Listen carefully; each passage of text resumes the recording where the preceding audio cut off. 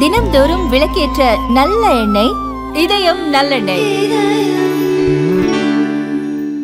வரும் பீகார் சட்டமன்ற தேர்தலில் இந்தி கூட்டணி வெற்றி பெற்று ஆட்சி அமைத்தால் முஸ்லிம் சமூகத்தைச் சேர்ந்த ஒருவரும் துணை முதல்வராக பொறுப்பு ஏற்பார் என்று இந்தி கூட்டணியின் முதல்வர் வேட்பாளரான தேஜஸ்வி யாதவ் திட்டவட்டமாக தெரிவித்துள்ளார்.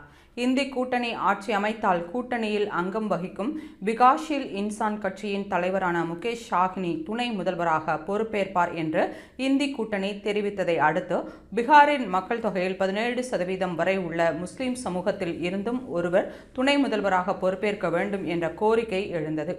முக்கியமாக இந்தி கூட்டணியில் அங்கம் வகிக்கும் காங்கிரசும் முஸ்லிம் சமூகத்தைச் சேர்ந்த ஒருவர் துணை முதல்வராக வர வேண்டும் என்று வெளிப்படையாக தெரிவித்தது.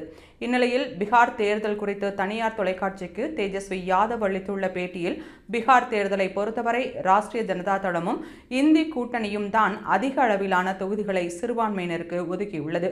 சிறுபான்மையினர், பிற பிற்படுத்தப்பட்ட வகுப்பினர், பொருளாதார ரீதியாக பின்தங்கிய வகுப்பினர், உயர் ஜாதியினர் உள்ளிட்ட அனைத்து சமூகங்களுக்கும் பிரதிநிதித்துவம் அளிக்கப்பட்டுள்ளது. எல்லோரையும் அரவணைத்து செல்வதுதான் இந்தி கூட்டணி என்று தெரிவித்துள்ளார்.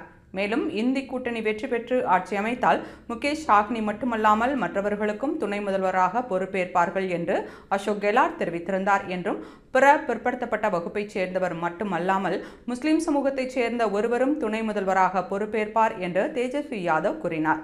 பீகாரை பொறுத்தவரை பிற பிற்படுத்தப்பட்ட வகுப்பைச் சேர்ந்த யாதவ் சமூகத்தினரும் மத சிறுபான்மையாக உள்ள முஸ்லிம் சமூகத்தினரும் தான் ராஷ்டிரிய ஜனதா தளத்தின் முக்கிய வாக்கு வங்கியாக இருந்து வருகின்றனர். கடந்த 2020 பீகார் சட்டமன்ற தேர்தலுக்கு பிறகு லோக்நிதி CSDS நடத்திய கருத்து கணிப்பில் யாதவ் சமூகத்தைச் சேர்ந்த 83% பேரும், முஸ்லிம் சமூகத்தைச் சேர்ந்த 75% பேரும் RJD காங்கிரஸ் கூட்டணிக்காக வாக்களித்துள்ளனர்.